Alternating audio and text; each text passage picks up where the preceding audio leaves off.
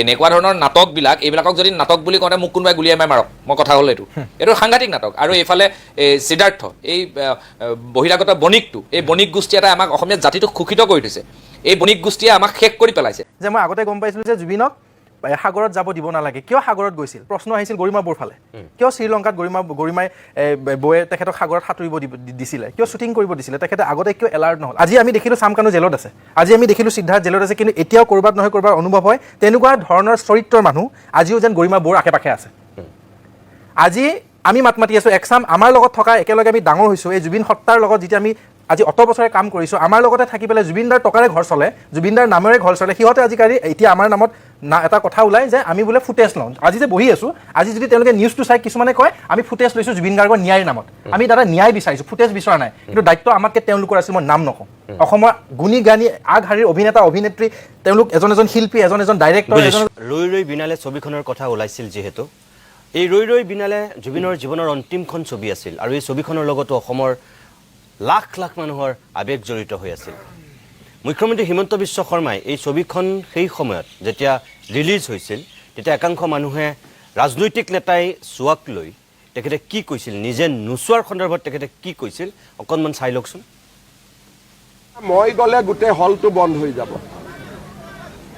মই যদি চিনেমাখন চাব যাওঁ, মোৰ চিকিউৰিটিয়ে থাকে 26 জন, বাকী ৰাইজৰটো কষ্ট হ'ব। গতিকে কোনোবা এটা দিনত আমি জোনাকী চিনেমা হলত ৰিকুৱেষ্ট কৰি পেলাই স্পেচিয়েলি চাব লাগিব বন্ধু বান্ধৱক লগত লৈ, কাৰণ মই হলত গ'লে তাত চিনেমা নহ'ব, বাকী ৰাইজৰ কষ্ট হ'ব। সেইকাৰণে আমি ৰাইজৰ কষ্ট নোহোৱাকৈ আপোনালোকক লগত লৈ চিনেমাখন চাম।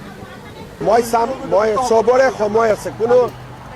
মই অসমৰ মুখ্যমন্ত্ৰী হয়, কি কাম কেতিয়া কৰিব লাগে মই জানো। মোক যিসকলে হেঁচা দিব খোজে, হেঁচাৰ হিমন্ত বিশ্ব শৰ্মাই হেঁচাত কাম নকৰে। মানে কোনো হেঁচাতে মই নাহোঁ। মই নিজৰ মতে, মোৰ নিজৰ এটা গতি আছে, নিজৰ চিন্তা আছে, মই নিজৰ চিন্তা আৰু গতিত আগবাঢ়োঁ। কেৱল ইমানেই নহয়, সেই সময়ত যিসকল ৰাজনীতিকে চিনেমাখন চাইছিলে, সাধাৰণ মানুহৰ লগতে যিসকল ৰাজনীতিবিদে চাবলৈ গৈছিল, তেখেতসকলক লৈও মুখ্যমন্ত্ৰীয়ে এটা বিশেষ মন্তব্য কৰিছিল। এইবাৰ মই সেয়া দেখুৱাই লৈছোঁ। মই আৰামত চাম, ৰাইজক কষ্ট দি নাচাওঁ, কাৰণ মোৰ ইয়াৰ পৰা পলিটিকেল মাইলেজ ল'বলগীয়া নাই। প্ৰথমতে ৰাইজ, পিছত ৰজা। গতিকে ৰাইজে আগত চাব, মই পিছত চাম। যিসকলে ভাবে মই ৰজা হ'ব লাগে, তেওঁলোকে আগতে গৈ চাইছে। সেই ছিটকেইটা কোনোবা সাধাৰণ ৰাইজে পালেহেঁতেন, তেওঁলোকে পালি পহৰীয়া লৈ গৈ দখল কৰি লৈছে। গতিকে সদায় মনত ৰাখিব, জুবিন ৰাইজৰ সম্পত্তি আছিল, ৰজাৰ সম্পত্তি নাছিলে। গতিকে ৰজা পিছত থাকিব, ৰাইজ আগত থাকিব। যিসকলক ভোট লাগে তেওঁলোক আগত গৈছে, মোকতো তেনেকুৱা ভোট নালাগে। সেইকাৰণে তেওঁলোকে কালি চোৱাৰ কাৰণে কিমান সাধাৰণ মানুহে চাব নোৱাৰিলে। কোনোবাই 200টা টিকট লৈ লৈছে, কোনোবাই 300টা টিকট লৈ লৈছে। গতিকে ৰজাই লাষ্টৰ লাইনত থিয় হ'ব শিকিব লাগে। ৰজা কেতিয়াও, ৰজা কওক, মন্ত্ৰী কওক, বিধায়ক কওক, তেওঁলোকে লাষ্টৰ লাইনত থিয় হ'ব লাগে, কেতিয়াও ফাৰ্ষ্টৰ লাইনত থিয় হ'ব নালাগে। ৰাইজে প্ৰথম চাব, লাষ্টত মই চাম। এনেকৈ মুখ্যমন্ত্ৰী হিমন্ত বিশ্ব শৰ্মাই জুবিনৰ এই ছবিখনৰ সন্দৰ্ভত বহুত কথা কৈছিল। আনকি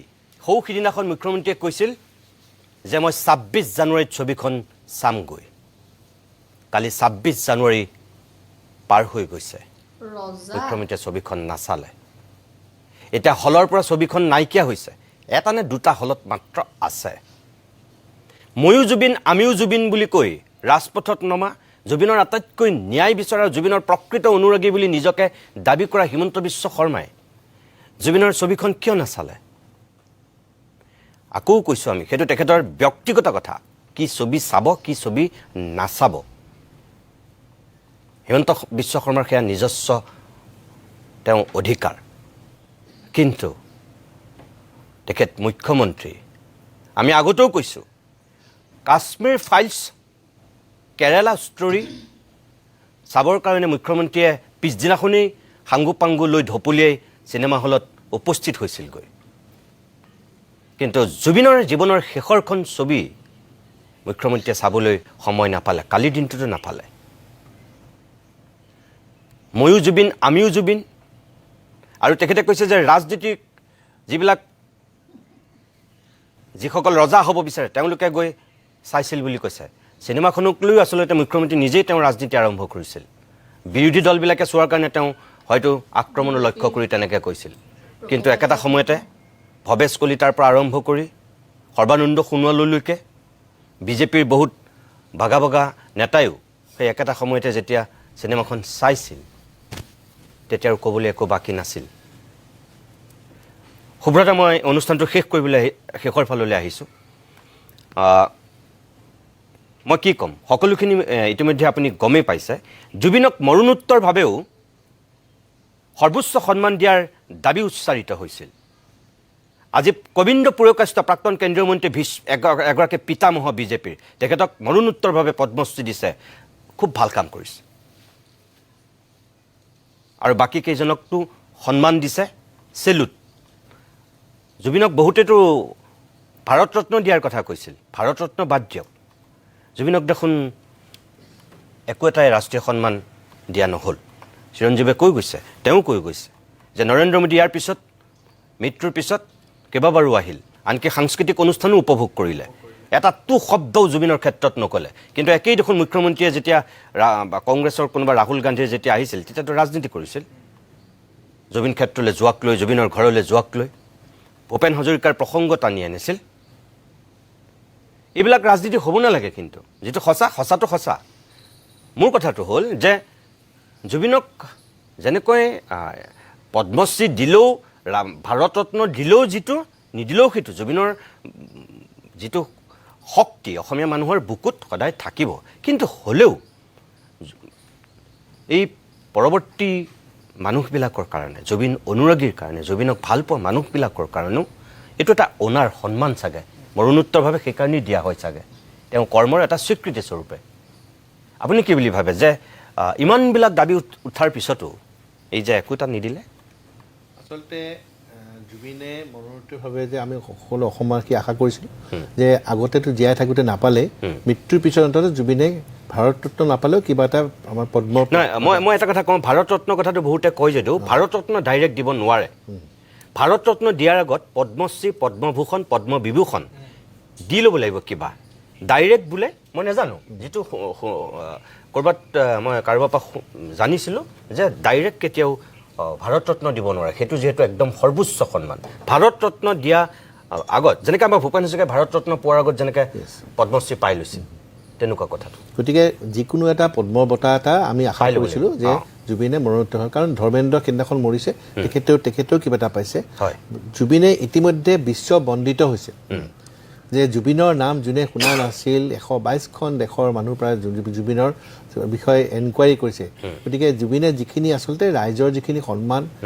পাব লাগে ইতিমধ্যে পাইছে কিন্তু চৰকাৰীভাৱে যেতিয়া স্বীকৃত হয় তেতিয়া তাৰ মান্যতা আৰু বেছি বাঢ়ি যায় গতিকে আমি আশা কৰিছিলোঁ সেইটো নহ'ল কিন্তু এতিয়াও সময় আছে হয়তো কিবা অফিচিয়েল ফৰ্মেলিটি হ'ব পাৰে আমি আশা কৰিম অহা যিখিনি তাৰ পিছত দিব পৰা যিখিনি সুযোগ থাকে চৰকাৰে যাতে সেই সুযোগটি যাতে লয় কাৰণ অসমবাসীয়ে আশা কৰিছিল যে যিকোনো ক্ষেত্ৰতে চৰকাৰীভাৱে অন্ততঃ জুবিনক স্বীকৃতি দিয়া হওক তাৰপিছত জুবিন ক্ষেত্ৰৰ কথাটো অকণমান আহিছোঁ জুবিন ক্ষেত্ৰত যোৱা 4 মাহ হৈ গ'ল জুবিন ক্ষেত্ৰত যিসকল গৈছে তেওঁলোকে গৈ গম পাব যে জুবিনৰ প্ৰতি মানুহৰ যিটো আৱেগ অনুভৱ সেই অনুভৱখিনিক যেন কৰ্তৃপক্ষত সেই ধৰণে ৰেচিপ্ৰিকেট কৰা নাই কাৰণ সেই গোটেই ঠাইখিনি বেৰ চেৰ দি ইতিমধ্যে যিখিনি কাম কৰিব লগা আছিল আপুনি কিয় হোৱা নাই বুলি ভাবে মানে ৰাজনীতিয়ে সকলোবিলাক হেঁচা মাৰি ধৰিলে নেকি এই নিৰ্বাচনটো অহাৰ লগে লগে কাৰণ সেই তাৰ পিছততো এটা কমিটি পাতি দিয়া হৈছিল কমিটিয়ে কি কাম কৰিছে মই সেয়াও নাজানো কিন্তু গোটেইখিনি কথা আচলতে বুজিব ইমান ধূসৰ হৈছে এইকাৰণে ধূসৰ হৈছে যে প্ৰথমতে গোটেই সকলোৱে যুদ্ধোত্তৰ প্ৰতি মানে কামেৰে জুবিনক জীয়াই ৰখাৰ কাৰণে সকলো চেষ্টা কৰা হ'ল এতিয়া যেন কিবা কাৰণত সীমিত হৈ গৈছে এই সীমিতটো হোৱাৰ কাৰণটো মই নিজে অনুভৱ কৰিব পৰা নাই কি কাৰণ হৈছে কাৰণ জুবিনক সকলোৱে কয় যে জুবিন আমাৰ সম্পদ জুবিন আমাৰ মানুহ আমাৰ ৰাইজ যিদৰে আছে জুবিনো আমাৰ আছে সকলোৱে ইমানখিনি কোৱাৰ পিছত জুবিনক এই যোৱা জাষ্ট মই মন কৰিছোঁ যেতিয়াৰ পৰাই বস্তুটো বলটো যেতিয়া কোৰ্টলৈ গুচি গ'ল তেতিয়া ক'বৰ কাৰণে সুযোগ হৈ গ'ল যে বলটো বৰ্তমান কোৰ্টত আছে গতিকে এই গোটেইবিলাক কথা কিন্তু ৰাইজসকলক মই আকৌ ক'ম যিসকলে ডিজিটেল আন্দোলন চলাই আছে বা ৰাইজে আছে তেওঁলোক সীমিত হ'বৰ প্ৰয়োজন নাই মই এতিয়াও আশাবাদী যে court will take is on direction খালি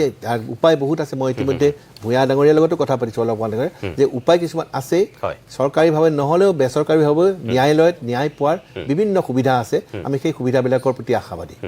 চিৰঞ্জীৱ তুমি কি বুলি ভাবা যে কালি ২৬ জানুৱাৰীত মুখ্যমন্ত্ৰীয়ে অলপ দিনৰ আগতে কৈছিল যে ২৬ জানুৱাৰীত ৰৈ বিনালে চাম কিন্তু কালিৰ দিনটোতো তেওঁ নাচালে এই ৩১ অক্টোবৰৰ পৰা আজি এই ২৭ জানুৱাৰীলৈকে মুখ্যমন্ত্ৰী কিন্তু ৰৈ বিনালে ছবি চাবলৈ নগ'ল কিয় নগ'ল বুলি ভাবা আচলতে মই নিতুটা ২ মিনিট এটা লৈছোঁ দেই মই নিজকে যদি মই মুখ্যমন্ত্ৰী বুলি ভাবোঁ মই কি কৰিলোহেঁতেন মই সেইটো জাষ্ট কৈ লৈছোঁ আচলতে মই যদি মুখ্যমন্ত্ৰী হ'লোহেঁতেন মই প্ৰথম ৰাইজে কি বিচাৰিছে মোৰ প্ৰথম প্ৰশ্নবোধক সেইখিনি হ'লহেঁতেন যে ৰাইজে বিচাৰিছে মই চিনেমাখন চাব লাগে ৰাইজে বিচাৰিছে মই অতি শীঘ্ৰে ন্যায় দিব লাগে ৰাইজে বিচাৰিছে ফাৰ্ষ্ট ট্ৰেক আদালত হওক যেনেকুৱা প্ৰক্ৰিয়াতে নহওক জুবিন দাক ন্যায় দি পেলাই অসমবাসীৰ আগত এই মনবোৰক আচলতে শান্ত কৰাব লাগে সেইটো আচলতে ৰাইজে বিচাৰি আছোঁ কিন্তু ইমান গুণী ইমান তেখেতে PhD ডিগ্ৰী নহয় জানো ইমান জানি বুজি আচলতে এইবোৰ ভুল বুলি কওঁ মই একেবাৰে সাধাৰণ কথা তেখেতে গৈ চিনেমাখন চোৱাটো তেখেতৰ কাৰণে একো ডাঙৰ কথা নহয় কাৰণ উদাহৰণস্বৰূপে কাশ্মীৰ ফাইল বা কেৰেলা ষ্টৰীত আমাক দেখুৱাই দিছে তেখেতে মই এইটো কোৱা নাই যে আপুনি সেইখন চোৱাৰ কাৰণে আপোনাক মই দায় ধৰিছোঁ নাই দায় ধৰা মানিলোঁ সেইখন হিন্দুত্ববাদী চিনেমা হ'ব পাৰে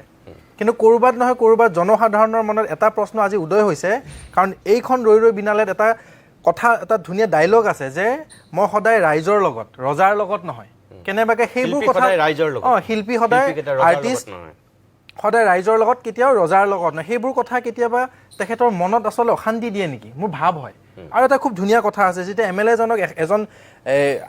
কলা আৰ্টিষ্টে যেতিয়া ছাৰ বুলি মাতে তেতিয়া জুবিনদাৰ ডাইলগ এটা আছিলে যে যাৰ পৰা একো শিকিবলগীয়া নাথাকে তাক ছাৰ বুলি মাতিব নালাগে অথচ তেখেতৰ এটা চৰিত্ৰটো আছিল MLA কাল্পনিক কথা সেইবোৰ চিনেমাহে এইখন হয়নে নহয় কওকচোন কিন্তু এটা বস্তু দুখ লাগিছে তেখেত এটা খুব ধুনীয়া কথা কৈছিলে যে মই আগতে গম পাইছিলোঁ যে জুবিনক সাগৰত যাব দিব নালাগে কিয় সাগৰত গৈছিল প্ৰশ্ন আহিছিল গৰিমা বৌৰ ফালে কিয় শ্ৰীলংকাত গৰিমাই বৌয়ে তেখেতক সাগৰত সাঁতুৰিব দিছিলে কিয় শ্বুটিং কৰিব দিছিলে তেখেতে আগতে কিয় এলাৰ্ট নহ'ল আচলতে এতিয়া আপুনি যোৱা কথাটো প্ৰশ্নবোধক আনি লাভ নাই শোভা নাপায় যিটো হ'ল কাৰণ যদি দাদাৰ শ্ৰীলংকাত কিবা হ'ব লগা হ'লহেঁতেন তাতে হ'লহেঁতেন হোৱাটো নাই তুমি এতিয়াৰ বৰ্তমান কথা কোৱা যে দাদা আমাৰ মাজত নাই আপুনি এতিয়া এইটো কওক যে জুবিন আমাৰ মাজত নাই জুবিনক আমি ন্যায় দিব লাগে লগতে ৰাইজে বিচাৰিছে মই চিনেমাখন চোৱাটো একদম স্পষ্ট কথা চিনেমাখন দাদা চাব লাগে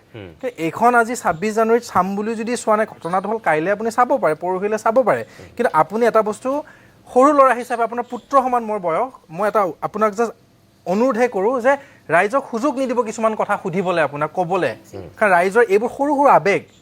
আপোনালোকৰ প্ৰতি আস্থা আপোনালোকৰ প্ৰতি বিশ্বাস আছে কিন্তু আমি বিচাৰোঁ আমি অকণমান যিটো কওঁ আপোনালোকে যাতে মানে কিন্তু এটা মাজতে এটা কথা কওঁ আজি আমি দেখিলোঁ চাম কানু জেলত আছে আজি আমি দেখিলোঁ সিদ্ধাৰ্থ জেলত আছে কিন্তু এতিয়াও ক'ৰবাত নহয় ক'ৰবাত অনুভৱ হয় তেনেকুৱা ধৰণৰ চৰিত্ৰৰ মানুহ আজিও যেন গৰিমা বৌৰ আশে পাশে আছে আজি আমি মাত মাতি আছোঁ একচাম আমাৰ লগত থকা একেলগে আমি ডাঙৰ হৈছোঁ এই জুবিন সত্তাৰ লগত যেতিয়া আমি আজি অত বছৰে কাম কৰিছোঁ আমাৰ লগতে থাকি পেলাই জুবিনদাৰ টকাৰে ঘৰ চলে জুবিনদাৰ নামেৰে ঘৰ চলে সিহঁতে আজিকালি এতিয়া আমাৰ নামত এটা কথা ওলায় যে আমি বোলে ফুটেজ লওঁ আজি যে বহি আছোঁ আজি যদি তেওঁলোকে নিউজটো চাই কিছুমানে কয় আমি ফুটেজ লৈছোঁ জুবিন গাৰ্গৰ ন্যায়ৰ নামত আমি দাদা ন্যায় বিচাৰিছোঁ ফুটেজ বিচৰা নাই কিন্তু দায়িত্ব আমাতকৈ তেওঁলোকৰ আছিল মই নাম নকওঁ অসমৰ গুণী জ্ঞানী আগশাৰীৰ অভিনেতা অভিনেত্ৰী তেওঁলোক এজন শিল্পী এজন ডাইৰেক্টৰ এজন ভাল মানুহ কিন্তু তেওঁলোকে নামটো লৈ পেলাই জুবিন দা এতিয়া ধুনীয়াকৈ বহি লৈছে তেওঁলোক এতিয়া অসমৰ যেন খুব মানে কি বুলি ক'ম ভাল ইণ্টেলেকচুৱেল তেওঁলোকে এনেকৈ থাকে জাষ্টিছ ফৰ জুবিন গাৰ্গ সেনেকৈ বহি যায় পিকু মানে কথা আছিল যে জুবিনৰ যিবিলাক সৃষ্টি আজি সকলো সঠিক ৰূপত সংৰক্ষণ সংবৰ্ধন আৰু গৱেষণাৰ কাম আৰম্ভ কৰা এতিয়ালৈকেতো একো হোৱা নাই যিখিনি বিশালে যিটো আৰ্কাইভ কৰিছিলে সেইটো আমি সংৰক্ষণৰ ব্যৱস্থা এতিয়া আৰম্ভ কৰিছোঁ ইতিমধ্যে বাকীখিনি আমি পৰ্যায়ক্ৰমে কৰি গৈ থাকিম ফেন ক্লাব আমি আৰু পৰিয়ালৰ সৈতে আলোচনা কৰি পেলাই গোটেই বিষয়টো ন্যাসখনো যিহেতু হ'ব আৰু যিখিনি অফিচিয়েল কাম কৰিব লগা আছে সেইখিনি হোৱাৰ পিছতে ফেন ক্লাব আৰু ন্যাসে লগ লাগি গোটেইখিনি কাম আগবঢ়াই নিম এতিয়ালৈকে এই যে যিখন ন্যাস গঠন হ'ল তেওঁলোকে সেই ক্ষেত্ৰত কিবা আগবাঢ়িছে নেকি এতিয়ালৈকে যিখিনি অফিচিয়েল কাম সেইখিনি মানে পৰ্যায়ক্ৰমে গৈ আছে এতিয়ালৈকে কমপ্লিট হোৱা নাই সেইখন আৰম্ভ হোৱাৰ পিছত আমি ফেন ক্লাব ন্যাস সকলোৱে লগ লাগি জুবিন গাৰ্গৰ যিসকল অনুৰাগী আছে সকলোৱে লগ লাগি যিসমূহ আধৰুৱা সপোন আছিল সেইখিনি আমি আগবঢ়াই নিম বুলি বৈকুণ্ঠ মই অনুষ্ঠানটো একদম শেষ কৰিম এটা শেষত এজন সাধাৰণ মানে মানুহৰ প্ৰতিনিধি হিচাপে মই তোমাক সুধিছোঁ এই যে যোৱা 22 জানুৱাৰীত এই যে হঠাৎ জামিন আবেদন প্ৰত্যাহাৰ কৰিলে অধিবক্তা হিচাপে এখেতে কৈছে তুমি এজন সাধাৰণ মানুহ হিচাপে তুমি কি বুলি ভাবা কিয় জামিন আবেদন প্ৰত্যাহাৰ কৰিলে এইটো এটা চাওক এতিয়া যদি জামিন পাই যায় তেতিয়াহ'লে নিৰ্বাচনী বৈতৰণি পাৰ হোৱাটো অকণমান তেওঁলোকৰ কাৰণে কষ্টকৰ হ'ব আৰু হয়তো এনেকুৱাও হ'ব পাৰে যে তেওঁলোকে ভয়ো খাইছে বাহিৰত আহিবলৈ আৰু ভয় খোৱাৰনো কি কাৰণ আছে ভয় কালে খাবনো আমি কেইজনমান মানুহে আছোঁ বাকীবিলাকেচোন খুঁটত খুঁট মিলাই দিলে ভয় খোৱাৰ কোনো যুক্তি নাই গতিকে তেওঁলোকে বস্তুটো ডিলে কৰিব বিচাৰিছে যাতে পিছলৈ গৈ পেলাই মানুহ যেনেকৈ খাম কাটি গৈছে প্ৰথম যি ধৰণে 3 দিন 3 ৰাতি গোটেই অসমত জুবিন গাৰ্গৰ গানেৰে মুখৰিত হৈ আছিল তাৰপৰা লাহে লাহে কমিল হেলিকপ্টাৰখন আহি এৰোপ্লেনখন আহি পোৱাৰ পাছত তাৰপিছত শেষ কৃত্য সম্পন্ন হোৱাৰ পিছত লাহে লাহে সকলোখিনি খাম কাটিলে এইফালে শ্যাম কানু ঘৰত ৰঙাতলা চিল কৰিলে বুলি দি দিলে তাৰ পিছদিনাই আকৌ শ্যাম কানুৰ পত্নীয়ে গৈ তাতে ভাত ৰান্ধি খালে এনেকুৱা ধৰণৰ নাটকবিলাক এইবিলাকক যদি নাটক বুলি কওঁতে মোক কোনোবাই গুলিয়াই মাৰক মই কথা হ'ল এইটো সাংঘাতিক নাটক আৰু এইফালে সিদ্ধাৰ্থ এই বহিৰাগত বণিকটো এই বণিক গোষ্ঠী এটা আমাক অসমীয়া জাতিটোক শোষিত কৰি থৈছে এই বণিক গোষ্ঠীয়ে আমাক শেষ কৰি পেলাইছে আৰু এই যিটো বণিক গোষ্ঠী তেওঁ কি কৰিছে পানীৰ ফেক্টৰী খুলিছে সাংঘাতিক মানে মাইণ্ড গেম খেলি আছে জুবিন গাৰ্গক শেষ কৰাৰ কাৰণে হোটেল খুলিছে এইবিলাক মই ভাবোঁ মুখ্যমন্ত্ৰীৰ দায়িত্ব আৰু কৰ্তব্য হিমন্ত বিশ্ব শৰ্মাক কৈছোঁ যদি আমিও জুবিন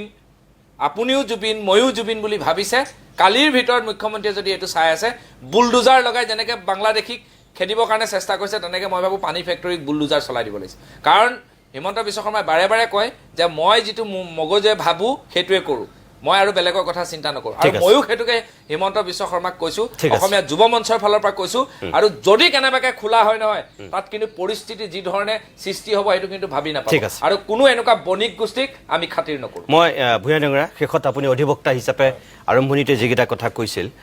মই এতিয়া একদম শেষত কৈছোঁ যে অহা 30 জানুৱাৰীত আকৌ নেক্সট ডেট আছে আজি 27 জানুৱাৰী 28 29 মাজত 2টা দিন আছে আমি কিবা আশা কৰিব পাৰোঁ নেকি যে এতিয়াও চৰকাৰখনে ইনিচিয়েটিভ ল'লে কিবা অহা 30 জানুৱাৰীত ফাষ্ট ট্ৰেক গঠন কৰাৰ কথা বা ক্ষিপ্ৰ এই ন্যায় ব্যৱস্থা নিৰ্বাচনৰ আগতে মানুহে জুবিনৰ কিনো হৈছিল সেয়া জানিব পাৰিবগৈ ফাষ্ট ট্ৰেক কোৰ্ট হ'লেও আপোনাৰ এনেকুৱা নহয় যে একদম বোলে এমাহৰ ভিতৰতে গোচৰ নিষ্পত্তি হৈ যাব ইট ইজ নট পচিবল কাৰণ আপুনি চাওক চাৰ্জশ্বিটখনৰ যিটো ভলিউম এই ভলিউমটোৱে হ'ল আপোনাৰ 12,000 পৃষ্ঠাৰ ওপৰত সাক্ষীবাদী আছে টোটেল 350 গতিকে এতিয়া যিটো টিম কনষ্টিটিউট কৰিছে যোনে লেড বাই জিয়াউল কামাৰ এটা বস্তু মই কি ভাল পাইছোঁ he is one of the best criminal lawyers in our high court গতিকে তেওঁক যিহেতু হেড কৰিব দিছে গতিকে মই ভাবোঁ গোচৰটো খুব নিয়াৰিকৈ যাব কিন্তু হ'লেও ফাষ্ট ট্ৰেক কোৰ্টটো ইমান দিনে কনষ্টিটিউট যদি হৈ গ'লে হয় তেতিয়াহ'লে কি হ'লে এই যে ধৰক কনচিডাৰেশ্যন অফ চাৰ্জ এতিয়া আছামীসকলক আপোনাৰ সুধিব কোৰ্টে যে আপোনালোকৰ এগেইনষ্টে আমি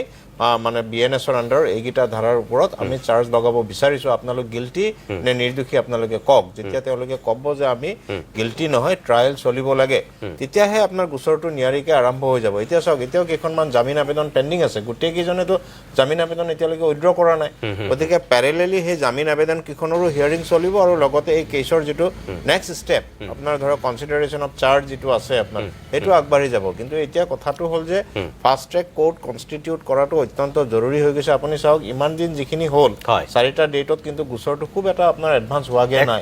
গতিকে এই বস্তুটো এনেকৈ যিমানেই ডিলে হৈ গৈ থাকিব আৰু মানুহৰ যিটো আবেগ আৰু যিটো অনুভূতি আপোনাৰ আমি যিটো বিচাৰি আছোঁ যে জাষ্টিছ ফৰ জুবিন গাৰ্গ এইটো আমি আবেগ আৰু অনুভূতি দি পেলাই আপোনাৰ ন্যায়ালয়ত আমি প্ৰমাণ কৰিব নোৱাৰোঁ ন্যায়ালয়ত প্ৰমাণ কৰিব লাগিব যিখিনি সাক্ষী বাদী তথ্য সহকাৰে যিখিনি আপোনাৰ কোৰ্টত SITয়ে প্লেচ কৰিছে সেইখিনিৰ ওপৰতে আপোনাৰ আমি বিচাৰ প্ৰক্ৰিয়াৰ ওপৰত মানে আইনৰ ওপৰত আস্থা ৰাখি আমি আগবাঢ়ি যাব লাগিব আৰু গোটেইখিনি চেষ্টা তাতে মানে আমি এফৰ্টটো দিব লাগিব যাতে সন্মানীয় জুবিন গাৰ্গ ডাঙৰীয়াক আমি ন্যায় দিব পাৰোঁ একদম মই আপোনালোক পাঁচোগৰাকীকে শেষত ধন্যবাদ জনাইছোঁ মোৰ সময় যিহেতু শেষ হৈছে